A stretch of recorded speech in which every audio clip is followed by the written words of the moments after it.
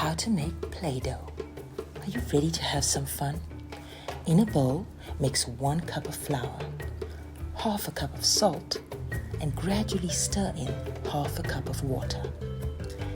If this mixture gets too dry, just add some water. If the mixture gets too sticky, just add some flour. When it's all mixed together, you can then knead it with your hands. After you knead it, it should look something like this.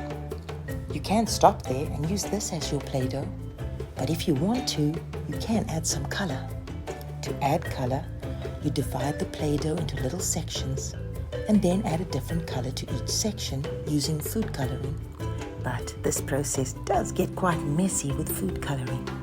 So, as an alternative, you can use washable paints instead of food coloring. To keep the colors separate, you must wash your hands thoroughly before moving to the next color. Once your Play-Doh is made, you can store it in plastic bags in order to keep the Play-Doh from drying out. And to make it last longer, you can store the Play-Doh in the refrigerator. But remember, it can only be kept for up to 4 weeks because it expires due to the type of ingredients we use. And that's it. That's all you need to know to make your very own Play-Doh.